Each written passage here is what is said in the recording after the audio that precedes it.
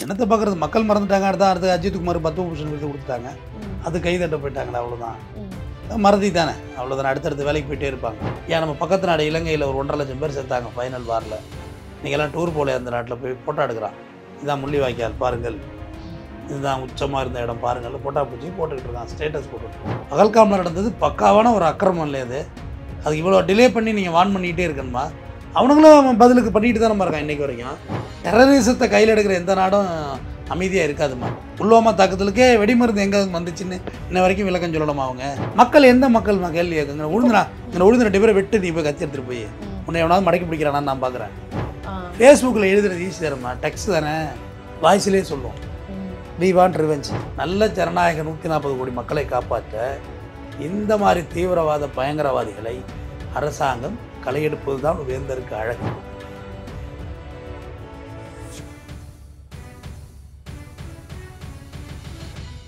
ஜாம்பவான் TV நேயர்களுக்கு வணக்கம். இன்று நம்மோடு இணைந்திருக்கிறார் அட்வொகேட் திரு தமிழ்வேந்தன் அவர்கள். வணக்கம். வணக்கம் சார். பகல்காம்ல இப்போ தற்போது ஒரு பெரிய தீவிரவாத தாக்குதலானது நடைபெற்றிருக்கு. இதுக்கு பலவிதமான கருத்துக்களானது முன்வைக்கப்பட்டிருக்கு. அரசியல் தலைவர்கள் எல்லாருமே அவங்களுடைய கருத்துக்களை தெரிவிச்சிட்டு இருக்காங்க. நீங்க இந்த தாக்குதலை எப்படி பாக்குறீங்க?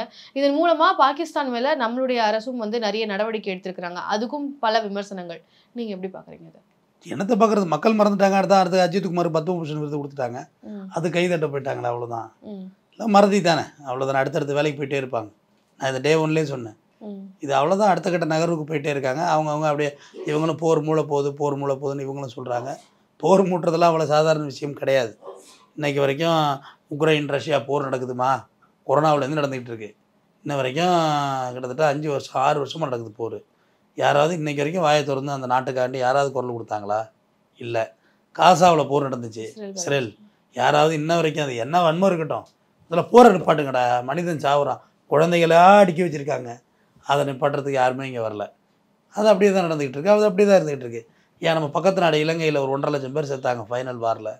நீங்கள்லாம் டூர் போல அந்த நாட்டில் போய் ஃபோட்டோ எடுக்கிறான். இதுதான் முள்ளிவாய்க்கால் பாருங்கள், இதுதான் உச்சமாக இருந்த இடம் பாருங்கள், ஃபோட்டோ பூச்சி போட்டுக்கிட்டு இருக்கான், ஸ்டேட்டஸ் போட்டுட்ருக்கான். அதோட்டு போருங்கிறது என்னங்கிறது இந்த 2ஆம் உலகப் போரெலாம் நீங்கள் படிச்சிங்கன்னா தெரியும். ஹிரோஷிமா நாகசாகி ஜப்பானில் போட்டாங்க பாருங்க குண்டு, புண்டு முளைக்காது. அதெல்லாம் மறந்துடுவாங்கம்மா. டப்னு அடுத்தடுத்த இதுக்கு போயிட்டே இருக்காங்க. பகல்காமில் நடந்தது பக்காவான ஒரு அக்கிரமம் இல்லையா அது. அதுக்கு இவ்வளோ டிலே பண்ணி நீங்கள் வான் பண்ணிகிட்டே இருக்கணுமா? அவனுங்களும் பதிலுக்கு பண்ணிட்டு தானே இருக்கான் இன்றைக்கி வரைக்கும்.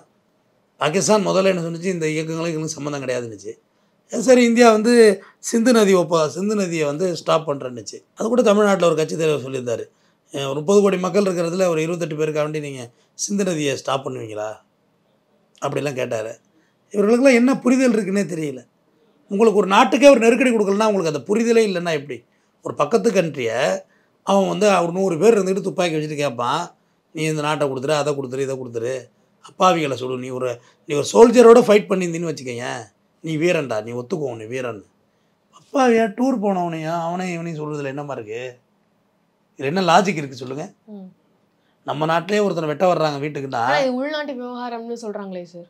எது உள்நாட்டு விவகாரம்? இப்போ இது உள்நாட்டு விவகாரம் மூலமாக கூட நடந்திருக்கலாம். ஆர்டிகல் 370 எடுத்ததுக்கு அப்புறமா அங்கே சுற்றுலா தலங்களாக மாற்றப்பட்டதுக்கு அப்புறமா இங்கே எந்த ஒரு தீவிரவாத சம்பவம் நடக்காது அப்படின்றது தானே மத்திய அமைச்சர் எல்லாமே சொல்லியிருந்தாங்க. ஆனால் இப்போ நடந்திருக்கு. சுற்றுலா தலமாக மாற்றுறது அங்கே இருக்க மக்களுக்கே பிடிக்காம அந்த மக்களே இதை பண்ணியிருப்பாங்க அப்படின்றலாம் சொல்கிறாங்க. அதாவது புல்வாமா தாக்குதலுக்கே இவங்களுக்கு இன்னும் விட சொல்ல தெரில. ஒரு வண்டி நிறைய வெடிகுண்டை ஏற்றி ஒன்வேல ஏறி அந்த வண்டி 12 முக்கியமான சிக்னல் டெல்லியில் காக்காகுரி கூட சுட முடியாத இடத்துல உள்ளே பூந்து சோல்ஜர் அட்டாக் பண்ணுறாங்க. வேலைக்கு முடிஞ்சு டியூட்டி முடிஞ்சு கேம்புக்கு போகிறவனை. அப்போ என்ன பாதுகாப்பு? சோல்ஜருக்கே தான் இங்கே பாதுகாப்பு இல்லையே, அப்புறம் நமக்கு என்ன பாதுகாப்பு? டூரிஸ்ட் போகிற நமக்கு ஒரு நாட்டுடைய மிக முக்கியமான வருமானம் டூரிசம். உலகின் சுவிட்சர்லாந்து இருக்குல்ல, அதுமாரி இந்தியாவில் இருக்க காஷ்மீர் சுவிட்சர்லாந்துக்கு சமமானது. சுவிட்சர்லாந்து போய் பார்க்க வசதி இல்லைன்னா ஒரு 15,000 ரூபா இருந்தால் நீ போய் காஷ்மீர் போய் சுற்றி பார்த்துட்டு வரலாம். எல்லாம் ஒன்று தான். அப்படி இருக்க இடத்துல எவ்வளோ வருமானம் வர இடத்துல அதில் 2 வெளிநாட்டு டூரிஸ்டர் இறந்துருக்காங்க அதில். அப்போ வெளிநாட்டிலேருந்து வர்றவங்க பயப்பட மாட்டாங்களா நம்ம நாட்டுக்கு வர்றதுக்கு? யோசிக்க மாட்டாங்களா? ஒரு இயற்கை நேச்சர் டிசாஸ்டர்ஸில் ஏதோ நடந்துட்டு திடீர்னு பூகம்பம் வந்துச்சு, திடீர்னு எரிஞ்சிட்டு ஒரு லாட்ஜ் எரிஞ்சிட்டுனா ரைட், அது கூட நம்ம கண்டிக்கலாம். ஆனால் இதை எப்படி ஏற்றுக்கிறது? சார் இப்போ இங்க இருந்து இந்தியாவுல இருந்து பல நடவடிக்கைகள் எடுத்திருக்காங்க இல்லையா? இது வந்து பாகிஸ்தான் தான் செஞ்சிருப்பாங்க அப்படின்றத இந்தியா தரப்புல இருந்து அரசு நம்புறாங்க. அதனால சில நடவடிக்கை எடுத்திருக்காங்க. இப்போ சிந்து நதி ஒப்பந்தத்தை வந்து நிறுத்தினதா இருக்கட்டும். இங்க இருந்து 48 மணி நேரத்துல பாகிஸ்தானிகள் எல்லாருமே வந்து திருப்பி அவங்க நாட்டுக்கு போயிரணும் அப்படின்ற ஒரு நடவடிக்கையும் எடுத்திருக்காங்க. விசாவெல்லாம் ஒத்தி வச்சிருக்காங்க. அதெல்லாம் எப்படி புரிஞ்சுக்கிறது சார்? அந்த ஒரு நடவடிக்கை பற்றி உங்களுடைய பார்வை என்ன? சக நாட்டுகளில் வெறுப்புணர்வு ஏற்படுத்துறது எனக்கு உடன்பாடு கிடையாது. ம். அமெரிக்காவிலேருந்து எல்லாரையும் ட்ரம்ப் போச்சுன்னாரு. வலதுசாரி சிந்தனை உள்ளவன் எல்லாம் என்ன சொல்கிறான், அது சரிதானே அப்படின்னு சொல்கிறான். நம்ம எப்படி அதை ஒத்துக்க முடியும்? ம். இந்த நாடு ஒரு நாடு இருக்குன்னா அந்த நாட்டுக்குள்ளே இவங்க என்ன சமூக விரோத செயலுக்கா செய்ய போனாங்க? பாகிஸ்தான்லேருந்து இங்கே இருக்க எல்லாரும் சமூக விரோதிகள் கிடையாதுல்ல. அவங்க தொழில் வச்சுருக்காங்க, கடை வச்சுருக்காங்க, கண்ணி வச்சுருக்காங்க, அப்படி இருக்காங்க. நம்ம இந்தியர்களும் அங்கே இருக்கிறாங்க. எல்லா நாட்டிலையும் எல்லோரும் இருக்கிறாங்கம்மா. நம்ம நாட்டை விட்டு எல்லோரும் வெளியில் போயிடும்னா அது ரொம்ப கஷ்டம் இல்லை. அது வந்து இப்போ இந்திய அரசு வந்து அதை யோசிக்காம செஞ்சுட்டாங்க அப்படின்னு எடுக்கிறீங்களா சார்? இந்த ஒரு வீடு இருக்குது, இதோ ஒரு பள்ளி இருக்குது, இதோ கரப்பாம்பூச்சி இருக்குது, லைட்டு பூச்சி இருக்குது, கீழே என்ன சின்ன சின்ன எறும்பெல்லாம் போகுது, நல்ல பாம்பும் கிடக்கு. ஒட்டுமொத்தமாக எல்லா பூச்சியும் அள்ளி வெளில போட்டுறதா, நல்ல பாம்பு மட்டும் பிடிச்சி வெளில போடுறதா? ம். பாம்பு மட்டும் தானே பிடிச்சி வெளில போடணும். பாக்கி பூச்செல்லாம் பாவம், அதாவது ஏதோ வாழ்ந்துட்டு தானே இருக்குது. அதுமாரி தான் நம்ம மனிதர்கள்லையும் யார் இந்த தீவிரவாதிகளோ யார் இந்த விஷமிகளையோ அவங்கள தானே நீங்கள் பிடிக்கணும், கார்னர் பண்ணணும். ம். ஒட்டுமொத்தம் அப்பாவி மக்களையும் வெளியேற்றுறன்னு சொல்கிறது எனக்கு உடன்பாடு இல்லை. ம். அதில் எனக்கு சரியாக படலை. எனக்கு என்னோட கருத்து அது. ம். ஏன்னா பொது பார்வையில் பார்த்தா நான் சொல்கிறது தப்பாக தான் தெரியும். அவங்க தீவிரவாத செயல் செஞ்சுக்கிட்டே இருப்பாங்க, அவங்க வெளியேற்றுற மாதிரி 30 கோடி மக்கள் தாம்மா இருக்கான்.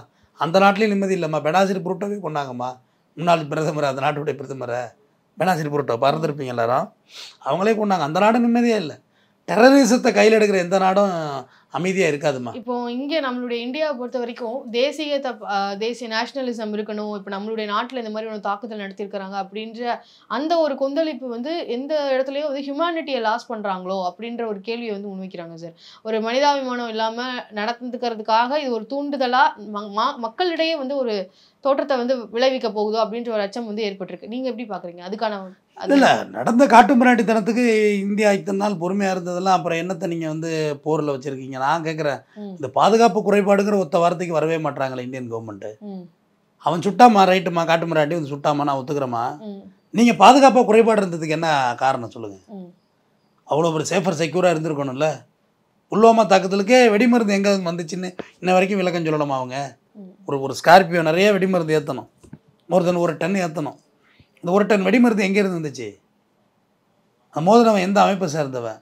ஒரு வாட்டி ஒரு அஃபென்ஸ் நடக்குது, ஒரு அமைப்பு இது நான் தான் அப்படின்னு ஒத்துக்கிறாங்கம்மா வந்து வெளிப்படையா. மக்கள் சார், நாட்டினுடைய மக்கள் வந்து வி வாண்ட் ரிவெஞ்ச் அப்படின்ற அந்த ஒரு ஹேஷ்டேகையோ இணையதளங்கள்ல நம்மளால பார்க்க முடியுது. பாகிஸ்தானை நீங்க பதிலுக்கு இது பண்ணுங்க அப்படின்னு சொல்றாங்க இல்லையா? அது வந்து சரியான போக்குன்னு நினைக்கிறீங்களா, இல்லை மனிதாபிமானம் வந்து குறையறதுக்காக வாய்ப்புகள் இருக்கு ஒரு நேஷனலிசம் மூலமா அப்படின்னு நினைக்கிறீங்க? இல்லை, வி வாண்ட் ரிவெஞ்ச் நீங்கள் என்ன சீனாவுக்கே வி வாண்ட் ரிவெஞ்ச் என்ன கொடுத்துருக்கீங்க? லடாக்கு ஒரு எல்லை வைக்கிறேன், நீங்கள் வைக்கல. உள்நாட்டுக்குள்ளேயே மணிப்பூரில் ஒரு பட்ட பகலில் டே லைட்டில் பொம்பளை பிள்ளைங்களை அழைச்சி கொண்டு ரேப் பண்ணுறானுங்க. அதுக்கு என்ன நீங்கள் ரிவெஞ்ச் கொடுத்துட்டீங்க? இப்போ பெரிய கீழ்ச்சியில் போகிறீங்க நீங்கள். இல்லை சார், மக்கள் எந்த மக்கள் கேள்வி கேட்குங்க? உழுந்து 2 பேரை வெட்டு, நீ போய் கத்தி எடுத்துகிட்டு போய் உன்னை எவனாவது மடக்கி பிடிக்கிறானான்னு நான் பார்க்குறேன். கேட்க மாட்டாங்க, மடக்கி ஓடுவாங்கம்மா எல்லாம் தெரிச்சு. ஃபேஸ்புக்கில் எழுதுறது ஈஸி தரமா, டெக்ஸ்ட் தானே, வாய்ஸ்லேயே சொல்லுவோம். வி வாண்ட் ரிவெஞ்ச் எடுத்துடலாமா? ஒரு போர் மூட்டுறதுனா எவ்வளோ? இல்லை சார், அப்படி சண்டை போடணும் அப்படின்ற அந்த எண்ணம் வந்து எப்படி சார் சரியானதா அப்படின்றது தான் நான் யோசிக்கிறேன். அப்படிதான் அப்படி அந்த மாதிரி என்னுடைய ஆஸ்பெக்ட் நான் எனக்காக தான் சொல்ல முடியும். சண்டை வன்முறை எதுக்கும் தீர்வாகாது. சுமூகமான பேச்சுவார்த்தையே எல்லாத்துக்கும் தீர்வாகுங்கிறது என்னோட கருத்து. ஆனா நம்மளுடைய இந்திய அரசாங்கமே வந்து பாகிஸ்தான்ல வந்து ரிவெஞ்ச் கொடுக்கணும், பதிலடி கொடுக்க வேண்டியதானே? ஏன் வெயிட் பண்ணுறேன்? கொடுக்க வேண்டியதானே? துப்பாக்கி இருக்கு, அதனால டேங்கர் லாரியெல்லாம் இருக்கு, எங்களோட வரி பணத்துல எல்லாம் வாங்கி வச்சிருக்கீங்க, சுட வேண்டியது தானே போய். ஏன் வெயிட் பண்ணுறீங்க? யாருக்காக வெயிட் பண்ணுறீங்க? இது யாருக்காக நீங்கள் வெயிட் பண்ணுறீங்கன்னு தெரியணும்ல. எலெக்ஷன் வர்ற வரைக்குமா? எதுக்காக வெயிட் பண்ணணும்? இல்லை சார், இப்போ இந்த தேர்தல் நடக்க போகும்போது எல்லாமே காஷ்மீரில் இந்த மாதிரியான ஒரு சம்பவம் நடக்குது. பீகாரில் வந்து கூட இப்போ தேர்தல் நடக்குது, பிரதமர் வந்து பரப்புரைக்கு போகிறாரு, இங்கே வரல அப்படின்ற பல கான்ட்ரவர்சிஸ். அதை வந்து நம்மளுடைய தமிழ்நாட்டு அரசியல் தலைவர்களுமே கேள்வி எழுப்புறாங்க. அதை நீங்கள் எப்படி பார்க்க? ஆமாம்மா, அதானே விட்டு கல்யாணத்தில் போய் டான்ஸ் ஆட முடியும். இப்போ எலான் மாஸ்க் யாருமா அந்த நாட்டுக்கு சொல்லுவோம்? முதல்ல அது தெரிஞ்சுவோம். காலேஜ் எல்லாம் வர படிக்கிற எலான் மாஸ்க் யார் சார்? அவர் நம்ம நாட்டுக்கும் அவருக்கும் என்ன சார்? யார் அவர்? நம்ம நாட்டுக்கு அவர் சம்மந்தம் இல்லை. அவர் வீட்டில் போய் உட்காந்து அவர் வீட்டு பிள்ளைகளோட விளையாண்டு உட்காந்துருக்காரு பிரதமர். அதுக்கு என்ன சொல்கிறீங்க? நம்ம நாட்டுக்கு அவருக்கு சம்மந்தம் இல்லை. அவர் யாருன்னு கேட்குறேன். உலகத்திலேயே ஒரு பெரிய ஒரு எல்லாரோடய பெரிய தெரியப்பட்ட நபரா இருக்கிறாரு, அவ்வளோ பெரிய தொழிலதிபரா இருக்கிறாரு. அதனாலயா சார்? அதனால அவர் வீட்டுக்கு போயிடலாமா? நீங்கள் போனது அரச முறை பயணமாக போனீங்க. நீ போய் ட்ரம்ப் வீட்டில் உட்காந்து விளையாண்டுட்டு இருக்கலாம், தப்பு கிடையாது. ஏன்னா ட்ரம்ப் அந்த நாட்டோட அதிபர், ஓகேயா, பிரதமராக இருக்கா, அதிபராக இருக்கா, அங்கே நீங்கள் ஜனாதிபதி இருக்கா, அங்கே நீங்கள் போய் உட்காந்துக்கலாம். ட்விட்டரு, த்ரெட்ஸ் இந்த மாதிரி பல இணையதளங்கள் எல்லாம் கண்டுபிடிச்சிருக்கிறாரு, அவங்க தான் லான்ச் பண்ணியிருக்கிறாங்க. ஸோ அவ்வளோ பெரிய நபராக வந்து அறியப்படுறாருன்றதுனால போயிருக்கலாம் இல்லையா அப்படின்ற கேள்விகள் இருக்குது. எங்கள் வீட்டில் கூட தான் எங்கள் அம்மா நல்லா புளிக்குழம்பு வச்சாங்க, டேஸ்ட்டாக. எங்கள் வீட்டுக்கு வாங்கலாம், வந்து உட்காந்துருக்கலாம் கொஞ்சம் நேரம். யாரும் உங்களை மறைச்சா? அவன் ஒரு வியாபாரி, அவன் ட்ரம்பை ஜெயிக்க வச்சான் காசை கொடுத்து. அப்போ அவன் வீட்டில் போய் உட்காந்துருக்கல, எதுக்குன்னு கேட்குறேன். ரத்தன் டாட்டா வீட்டில் போய் உட்காருங்க, நம்ம நாட்டுக்காரராக இருக்காரு, சொல்லுங்கம்மா. அப்போ எதனால் போயிருப்பாருன்னு நினைக்கிறீங்க சார்? அது அவர் தான் கேட்கணுமா? இதுக்கு பின்னாடி ஏதாவது அரசியல் இருக்குமா அப்படின்றது தானே. இல்லை எந்நேரமும் ஒரு பிரதமர் விளம்பரத்தை வச்சே வாழ்ந்துட்டு இருக்காரு. அவங்க வீட்டில் போய் நீங்கள் போனது எங்களோட வரிப்பணத்தில் போனீங்க. நீங்கள் ட்ரம்ப் வீட்டுக்கு போங்கன்னு சொல்கிறேன், நான் எதுவுமே சொல்லலை. வெள்ளை மாளிகைக்கு போங்க, விளையாடுங்க. ஒரு பிரதமர் மயிலுக்கு தீவனம் ஊட்டுறதையும் மானுக்கு தழை கொடுக்குறதையும் இதெல்லாம் ஒரு வீடியோவா? இதெல்லாம் ப்ரமோஷனா? நீங்கள் செக்குலர் சிஸ்டத்தில் உள்ள ஆளுமா? இந்த கவர்னர் ஆர்.என். ரவி இதை போயிட்டு சங்கர மடத்தில் பதவி பிரமாணம் பண்ணுறாங்க, 74வது மடாதிபதி. அங்கே போய் உட்காந்துருக்காரம்மா. நீங்கள் யாரும்மா? நீங்கள் பொது மனுஷம்மா. நீங்கள் செக்குலர் சிஸ்டம், எல்லா மதத்தினருக்கும் நீங்கள் மனிதர், எல்லா ஜாதியினருக்கும் மனிதர்.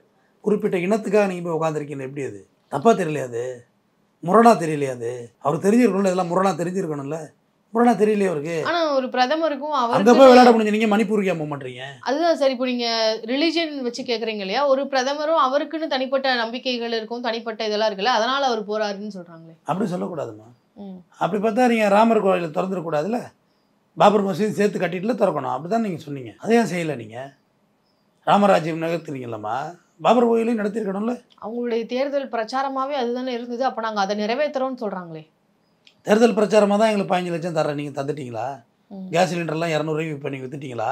பெட்ரோல் விஷயத்துக்கு நாங்கள் பெட்ரோல் 33 ரூபாய்க்கு கொடுத்தீங்களா? சொன்ன 1000 பொய்யில் இது ஒரு பொய். அதை நீங்கள் நிறைவேற்றிட்டீங்க. இங்கே வந்து இது வரைக்கும் அந்த பிரச்சனையும் இல்லாமல் தான் ஓடிக்கிட்டு இருக்கு. அங்கே எவனோ ஒருத்தன் 100 பேர் துப்பாக்கி தூக்குறாங்கிறதுக்காண்டி நம்ம ஒரு பெரிய செக்டார் அதை செய்ய முடியாது. பட் அந்த 100 பேரை களை எடுக்க வேண்டியது அரசின் கடமை. வள்ளுவனுடைய முடிக்கிற கொடியிற் கொடியாரை வேந்தொருத்தல் பைங்குள் கலை கட்டதனோடு, ஒளியில் கொலையாரை திருந்தவே முடியாத குலகாரனை களை எடுத்து தான் ஆகணும், கொன்று தான் ஆகணும். பைங்குள் கலை கட்டதனோடு, நல்ல பயிர்களை காப்பாற்ற களை எடுத்து தான் ஆகணும் வயலில்.